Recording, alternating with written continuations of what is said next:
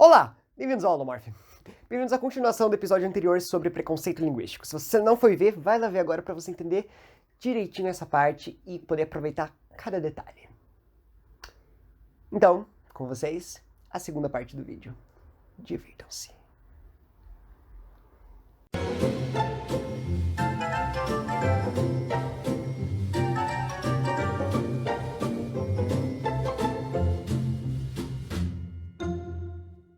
A escrita é uma mera convenção, é uma coisa mais artificial.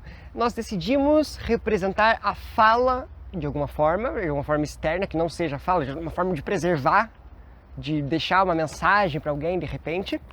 Então, a língua não é uma coisa que foi convencionada da mesma forma, não é uma coisa que foi tipo, isso vai ser assim por causa disso. A gente simplesmente não sabe exatamente como surgiu. Provavelmente foram só grunhidos que foram evoluindo e criando mais e ficando cada vez mais complexos até chegar nisso daqui. A nossa escrita, como eu já falei no episódio sobre a origem do alfabeto, ela era escrita como era falada pelos romanos, né? Cada palavra valendo um fonema, etc. Mas quando passou para o português, nós tínhamos um problema, porque o português tinha mais sons que o latim não tinha. E tinha que ter uma forma de representar, certo? Então, os monges, etc., começaram a criar formas de representar o nosso alfabeto, criar cedilha e todos esses outros artifícios para representar melhor a língua falada.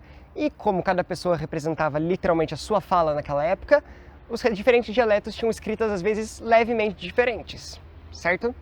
Certo. A escrita padrão normalmente é baseada num dialeto de mais prestígio, seja um dialeto de quem está no poder ou um dialeto mais do predominante, das pessoas mais velhas. A escrita ela não representa exatamente a fala de todos os dialetos, porque afinal eles são diferentes. Essa é uma dificuldade de criar uma ortografia quando você vai criar. Você tem que sempre favorecer algum dialeto, porque senão você não tem nada escrito. E a escrita pode ser um pouco mais velha, como a escrita do inglês, que reflete muitas coisas mais antigas. Por exemplo, a palavra knight, cavaleiro, que se escreve como era falado, knicht, e que hoje em dia se fala knight, mas ele preserva a etimologia da palavra. Então é uma escrita mais antiga, como a do francês, etc., até escritas mais atuais, um pouco. Então a escrita é totalmente artificial. Se eu quiser, eu posso escrever latim com hieróglifos e não tá errado. A gente só vai ter que fazer umas convenções, etc. Para, isso vai ser esse símbolo, isso vai ser símbolo, etc. A escrita, então, ela é estática, até que alguém imponha alguma mudança. E é isso que as pessoas confundem. Porque elas acham que a língua também é assim. A gente devia adicionar isso no português, ou tirar isso do português. E não é assim que funciona. A gente pode fazer isso na escrita. Agora todas as palavras têm acento, agora todas não têm. Agora as palavras começam com H, não tem mais H, enfim. E a escrita é antiga, mas ela tem que evoluir com o tempo para facilitar as coisas. Imagina se nós falássemos português, assim como nós falamos agora, mas nós ainda escrevêssemos tudo em latim. Seria caótico. A gente meio que faz isso, preservando algumas etimologias, colocando o H em algumas palavras que em latim era com H, etc. Mas não é a mesma coisa. Se você é prescritivista, tenta escrever como os proto-indo-europeus faziam. Eles não escreviam. Você foi linguistado.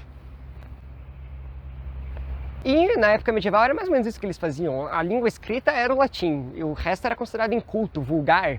Só com o passar da Idade Média que as pessoas começaram a querer escrever em português, e daí veio toda essa história dos monges que eu contei.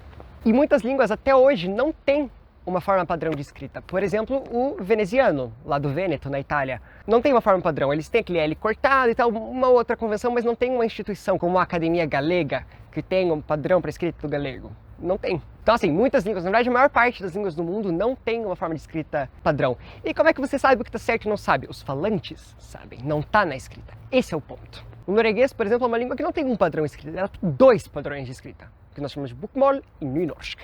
E assim, são dois padrões para representar uma variedade enorme de dialetos que o norueguês tem. Então, para adequar a fala, nós mudamos a escrita, e não o contrário. Uma coisa interessante dessa coisa de escrita e fala, dessa relação, é em Portugal, onde nós temos mal, mal e mar, que significam o que vocês sabem que é. E ele preserva essa distinção das três. Mas o meu dialeto de português fala os dois como mal, mal e mar. Então os dois mal e mal são iguais no meu dialeto. Porém, o dialeto caipira manteve essa diferença, mas ele faz a diferença com mal e mar. E o mar acaba ficando igual ao mar.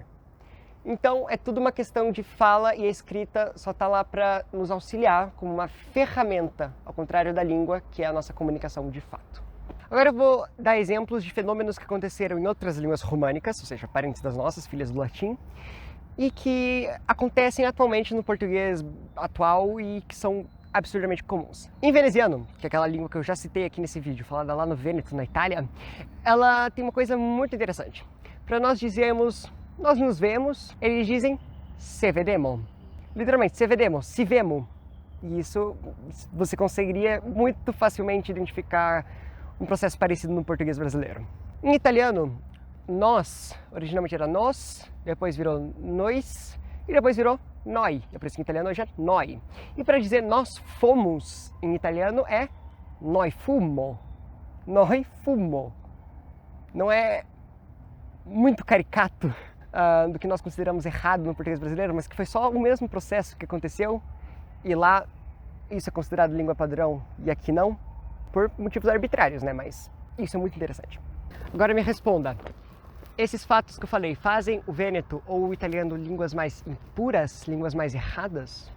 Pense nisso. Na época de Camões, como eu já especifiquei nesse outro vídeo aqui sobre palavras como sh, cl, cr, e pl, e fl, enfim, todas essas variáveis, na época do Camões se escrevia frecha. Frecha. Ainda em galego, frecha, frauta, e até coisas que são padrão no português como prato ao invés de platos. Prato. Branco ao invés de blanco, como seria esperado se não tivesse acontecido esse processo. Em Portugal se diz aluguer ao invés de aluguel, aluguel. Então, esse é muito fácil que mude para um r. Então, prástico é algo, sabe, que está pedindo para acontecer. Porque é uma coisa muito comum, um processo muito comum que pode acontecer em qualquer parte da língua. Agora uma pergunta para você, falante nativo de português. Qual é o plural de região? É regiões, regiões ou regiões?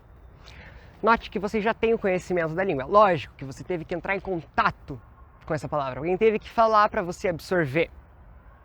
Mas é algo que está inato em você. Você não sabe a regra. Por que é regiões ao invés de regiões ou regiões?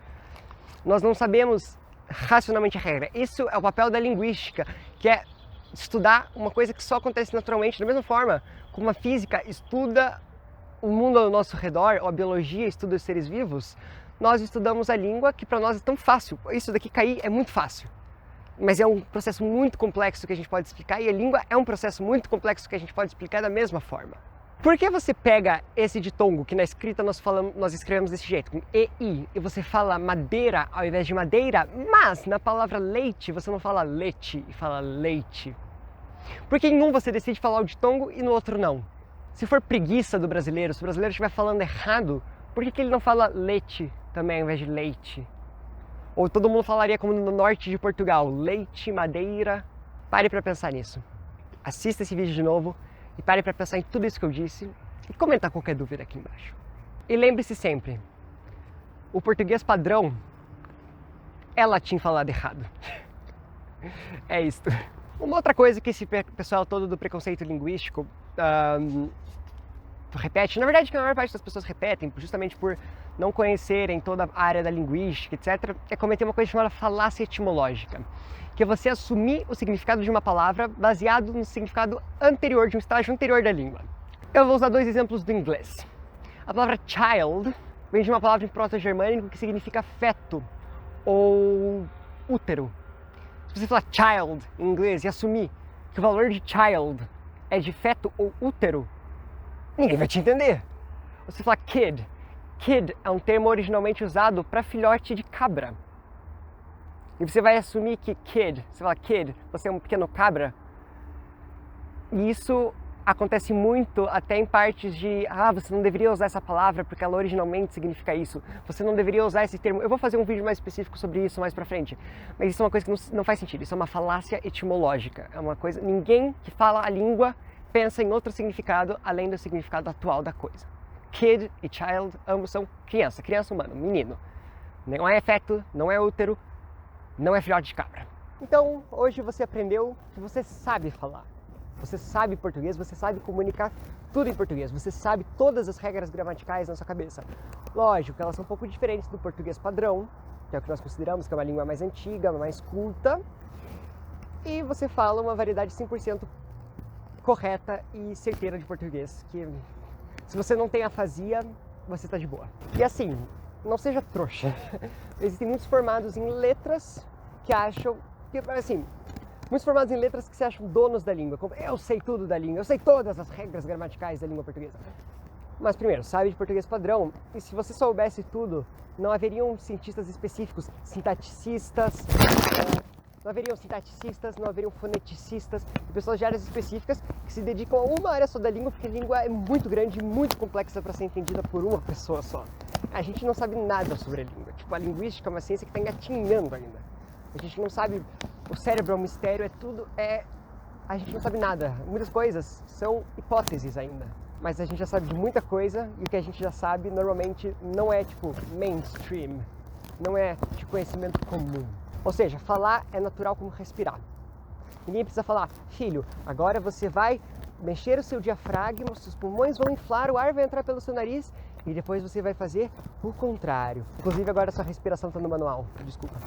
E lembre também que muitas línguas, até na Europa, não tem forma escrita ainda, então não se baseie na escrita para falar de língua. Tipo, não é argumento, não é válido. E nós não falamos como queremos, nós apenas falamos, falamos e falamos. E se você não entendeu, comenta qualquer coisa aí embaixo. E se você gostou do vídeo, comenta também. Curte esse vídeo se você gostou.